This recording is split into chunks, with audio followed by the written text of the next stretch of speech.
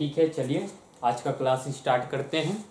तो सबसे पहले आज देखते हैं एडियाबैटिक प्रोसेस के बारे में। ठीक है, तो एडियाबैटिक प्रोसेस क्या है? जहां पे कोई हीट का एक्सचेंज ना हो। हाँ, ये पूरा प्रोसेस होगा, पी में आपका चेंज होगा, वी में आपका चेंज होगा, लेकिन कोई भी हीट अगर एक्सचेंज नहीं हो रहा है तो उसको हम बोलेंगे एडियाबैटिक प्रोसेस। तो एडियाबैटिक प्रोसेस के लिए P और V के बीच का जो रिलेशन है वो कुछ इस तरीके से होता है, P इंटू वी की power gamma equal to constant. अब ये गामा क्या है? ये गामा है आपका रेशियो है Cp और Cv का।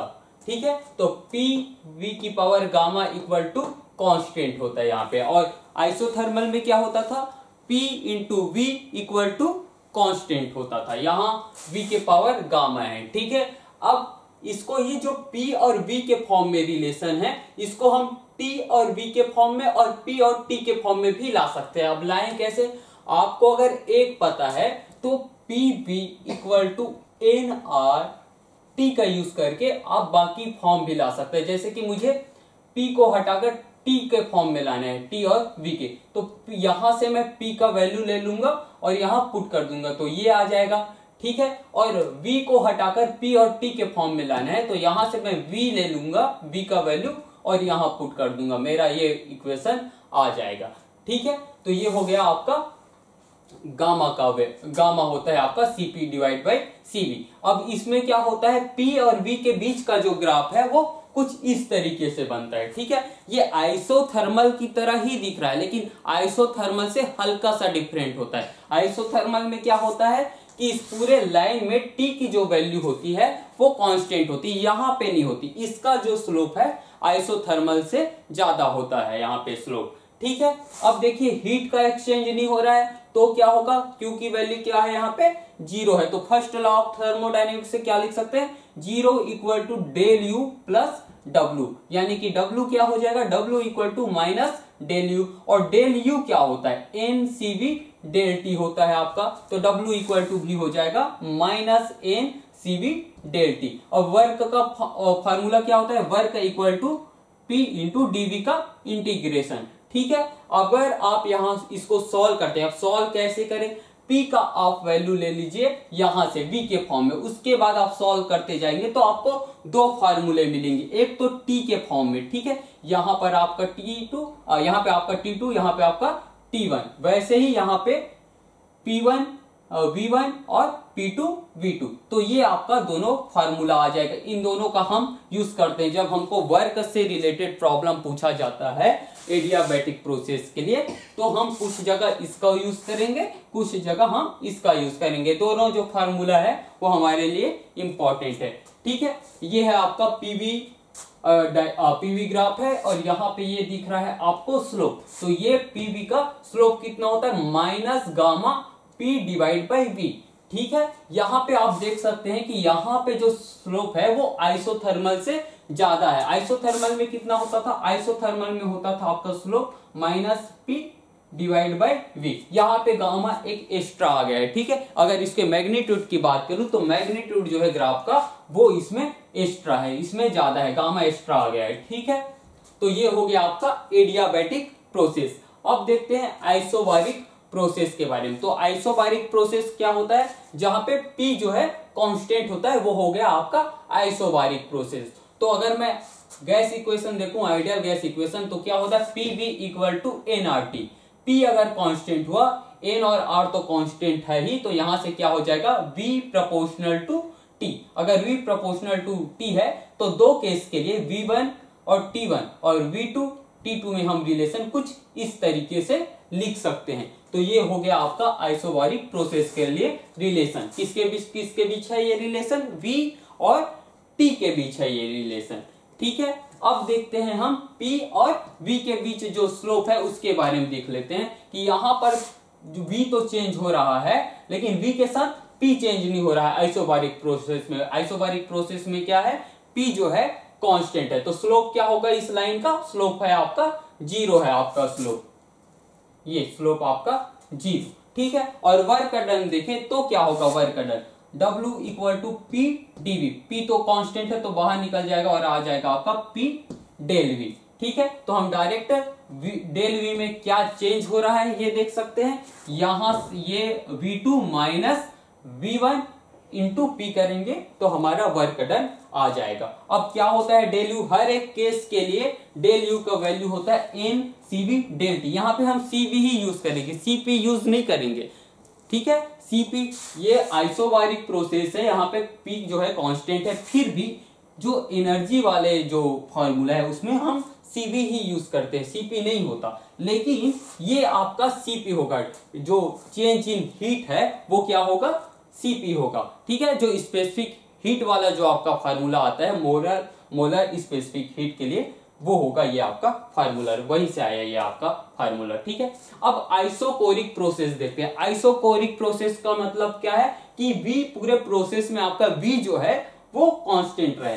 तो आइडियल गैस इक्वेशन से हम देख सकते हैं कि V कांस्टेंट है, N कांस्टेंट है, R कांस्टेंट है, तो क्या होगा P प्रोपोर्शनल टू T हो जाएगा। और किसी प्रोसेस में 2 पॉइंट के लिए हम क्या लिख सकते हैं, P1 divide by P2 equal to क्या हो जाएगा, T1 डिवाइड बाई T2 हो जाएगा आपका, ये आपका फार्मूला बन जाएगा, ठीक है। अब फर्स्ट लॉ ऑफ थर्मोडायनेमिक्स से अगर हम देखें तो क्या होगा, Q equal to del U plus W. इस प्रोसेस में W की वैल्यू क्या होगी, अगर हम W देखें तो हम देखेंगे कि डेल V में कोई चेंज नहीं हो रहा है, और डेल V में अगर कभी चेंज नहीं होता तो क्या होता है, W जो है वो 0 हो जाएगा, वर्क का आपका 0 हो जाएगा, ठीक है। अगर कभी भी कहीं पे भी वॉल्यूम में चेंज नहीं हो रहा है तो वो क्या हो जाएगा, यहाँ पे वर्क जो है 0 हो जाएगा। तो Q equal to del U, और ये आपका W जो हो गया वो 0 हो गया, तो क्या हो जाएगा Q equal to del U, ठीक है। और ग्राफ कैसे बनेगा इसका, पूरा का पूरा P और V जो है P के साथ कोई चेंज नहीं हो रहा है, P में तो आपका चेंज हो रहा है लेकिन V जो है आपका कांस्टेंट बना हुआ है, ठीक है। यहां तक लिखिए, फिर आगे बढ़ेंगे हम।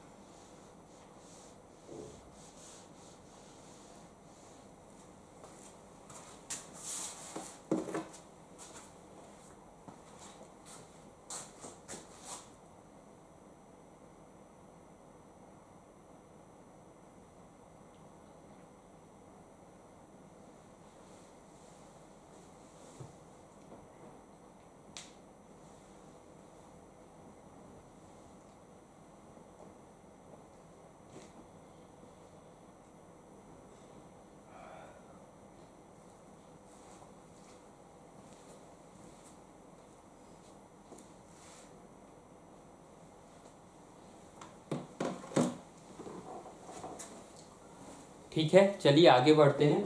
अब देखिए हमने पी और वी का ग्राफ बनाया है अलग अलग प्रोसेस के लिए, ताकि हम समझ सकें कि ग्राफ में अंतर क्या है, अलग अलग प्रोसेस में अंतर क्या है। ठीक है, तो सबसे पहले देखते हैं आइसोबारिक के लिए। ठीक है, आइसोबारिक में क्या होगा, पी जो है वो आपका कांस्टेंट रहेगा। तो ये आपका अल्फा 1 वाला दिखाता है आइसोबारिक प्रोसेस को। यहाँ पे वॉल्यूम तो चेंज हो रहा है लेकिन आपका पी की वैल्यू जो है चेंज नहीं हो रही। तो ये सीधी लाइन आपको अल्फा 1 वाला जो दिखा रहा है वो आपको आइसोबारिक का दिखा रहा है। कब का बात है ये, एक्सपेंशन हो रहा है तब, जब वॉल्यूम आपका बढ़ रहा है, प्रोसेस यहां से यहां तक जा रही है, आपके वॉल्यूम में यहां से यहां तक का चेंज हो रहा है, तब की बात है ये आइसोबारिक के लिए। आइसोथर्मल के लिए ये ग्राफ है, एडियाबैटिक के लिए ये ग्राफ है और आइसोकोरिक के लिए ये ग्राफ है। ठीक है, तो हम देख सकते हैं आइसोथर्मल और एडियाबैटिक, ये आपका आइसोथर्मल और ये आपका एडियाबैटिक। इसमें अंतर क्या है, आइसोथर्मल में जो है एडियाबैटिक से जो स्लोप है वो कम है और एडियाबैटिक में क्या है, स्लोप जो है ज्यादा है। ठीक है, और ये जो आइसोथर्मल का जो लाइन है, इस पूरे लाइन में जो टेम्परेचर का वैल्यू जो होता है वो कांस्टेंट होता है। ठीक है, तो एक्सपेंशन के लिए हमने ये ग्राफ देखा। अब इसमें देखिए कि इस वाले लाइन में यानी कि आइसोकोरिक प्रोसेस में क्या हो रहा है कि वर्क डन जीरो होगा। क्यों जीरो होगा, क्योंकि यहाँ पे तो वॉल्यूम ही चेंज नहीं हो रहा है। लेकिन बाकी प्रोसेस के लिए देखिए, अगर मैं देखूं कि यहां से यहां तक के लिए वॉल्यूम में चेंज देखूं, तब की बात मैं करता हूं कि सभी में वॉल्यूम में चेंज समान हो रहा है, यहां तक के लिए हो रहा है। चलिए तब क्या होगा, तब देखिए कि इसके नीचे, इस वाले लाइन के नीचे का जो एरिया है वो सबसे बड़ा है। ठीक है, W अल्फा 1 के लिए जो एरिया है वो सबसे बड़ा है अल्फा 1 वाले ग्राफ के लिए, तो W1 के वैल्यू सबसे ज्यादा हो जाएगा। इसके बाद देखिए अल्फा 2 वाला जो लाइन है उसके नीचे का एरिया है, यानी कि इसके जस्ट बाद W अल्फा 2 इससे जस्ट छोटा होगा। ठीक है, लेकिन W अल्फा 3 और W अल्फा 4 से बड़ा होगा। ठीक है, तो यहां से हम ग्राफ देख के उसका एरिया देख के हम बता सकते हैं कि किस प्रोसेस के लिए वर्क डन ज्यादा और किस प्रोसेस के लिए वर्क डन जो है कम होगा। ठीक है, और इसमें देखिए अगर अगर कंप्रेशन हो तो क्या होगा कि अगर वॉल्यूम जो है आपका घटाया जाए, इधर बढ़ता है इधर घटता है, ग्राफ से हम देख सकते हैं। तो ग्राफ कुछ इस तरीके से बनेगा, अल्फा 1 के लिए, अल्फा 2 के लिए, अल्फा 3 के लिए और ये अल्फा 4 के लिए। ठीक है, तो ये लिखिए, फिर आगे बढ़ेंगे हम।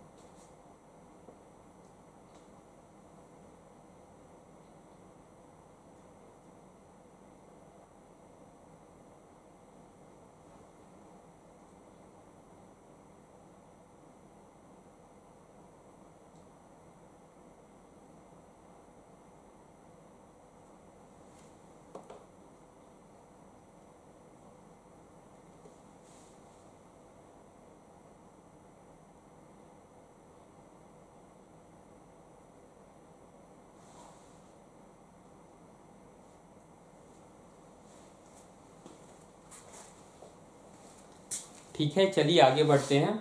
तो हम देखते हैं साइक्लिक प्रोसेस के बारे में अब। ठीक है, तो साइक्लिक प्रोसेस क्या है?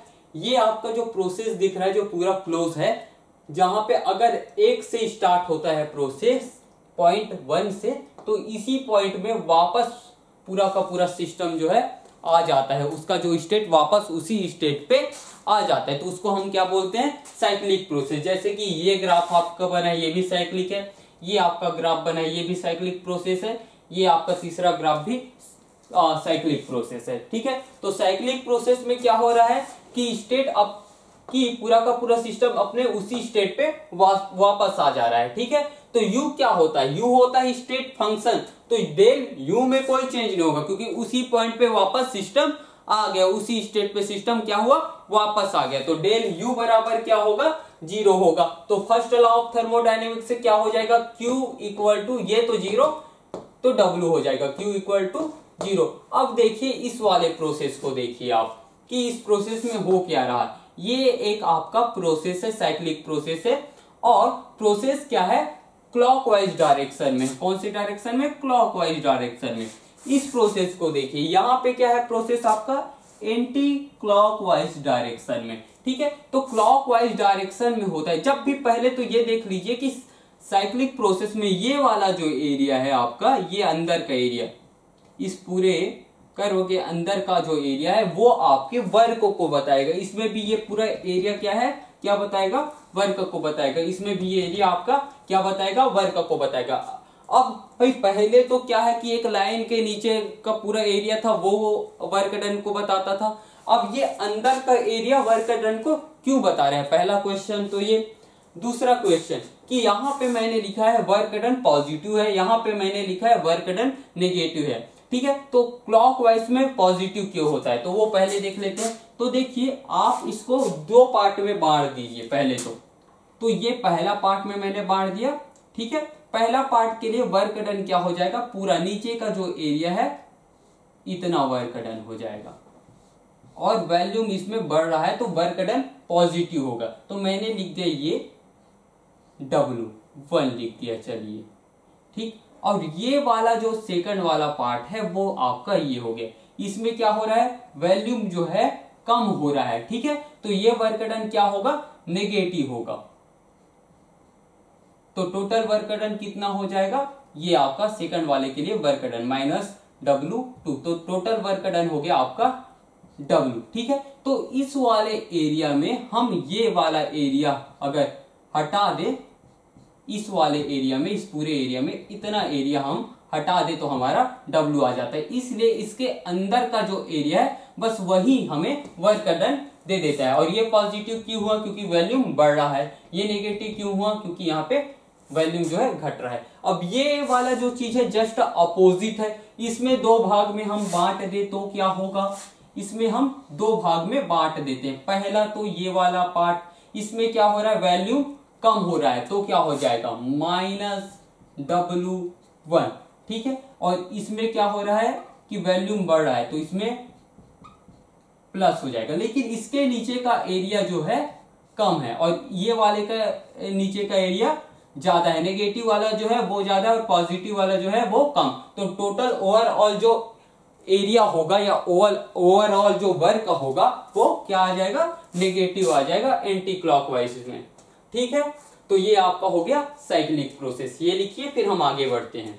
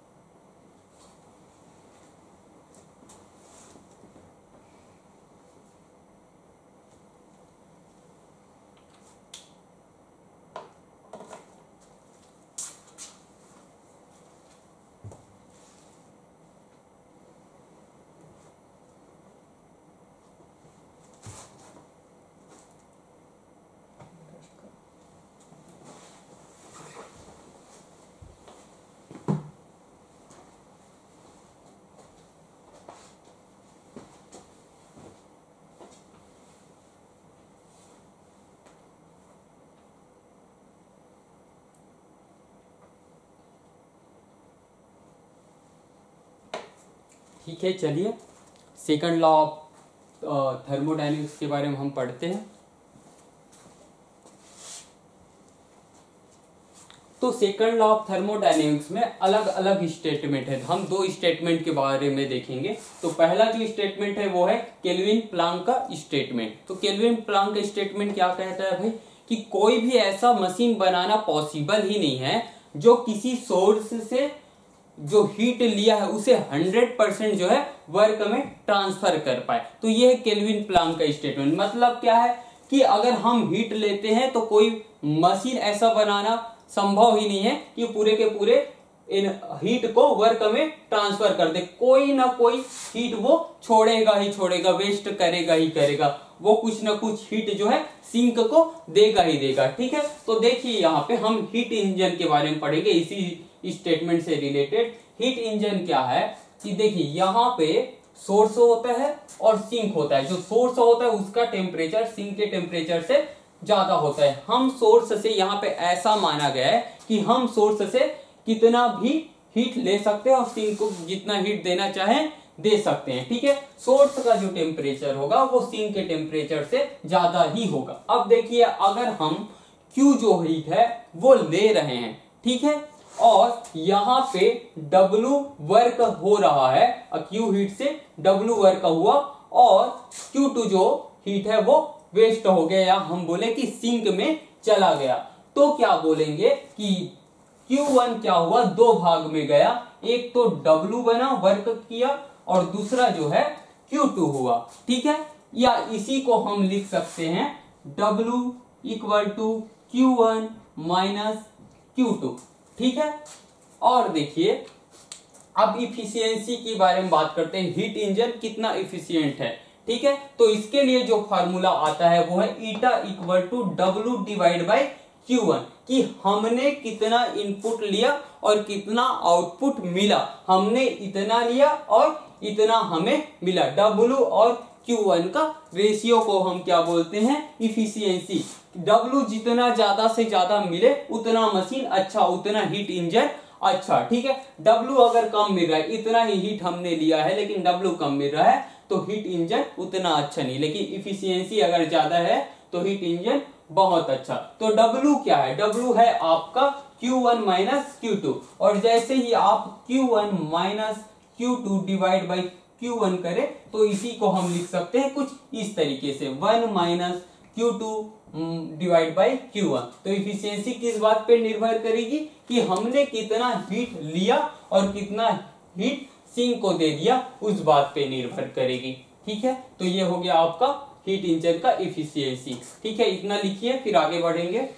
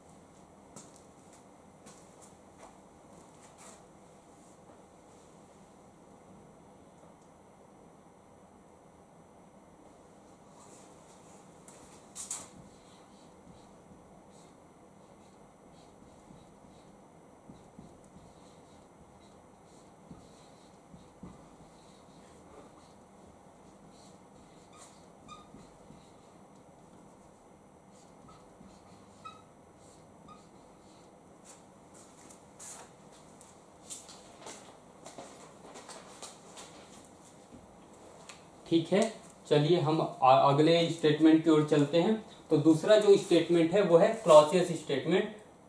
तो ये क्या बोलता है कि बिना एक्सटर्नल एजेंसी के हम कम टेम्परेचर वाले किसी बॉडी से हाई टेम्परेचर वाले बॉडी को हीट नहीं पहुंचा सकते। कोई कम टेम्परेचर वाला बॉडी है, कोई हाई टेम्परेचर वाला बॉडी है, तो बिना एक्सटर्नल एजेंसी के हम इस कम टेम्परेचर वाले बॉडी से किसी और हाई टेम्परेचर वाले बॉडी के पास हीट नहीं पहुंचा पाएंगे, हमें कोई ना कोई टेक्निक लगेगा। ये बात करता है क्लॉसियस स्टेटमेंट। ठीक है, तो हम रेफ्रिजरेटर के बारे में देखते हैं। तो रेफ्रिजरेटर में होता क्या है कि वहां पे Q2 हीट अगर लिया गया है, ठीक है, सोर्स से अगर Q2 हीट लिया गया है तो उस पर कुछ काम किया जाता है, उसके बाद बाहर सिंक को क्या दे दिया जाता है, Q1 हीट। तो यहाँ क्या होगा, Q1 equal to Q2 plus W, ये और ये मिलकर ही Q1 हो रहा है। ठीक है, लेकिन इसमें क्या है कि ये वाला जो सोर्स है उसका टेम्परेचर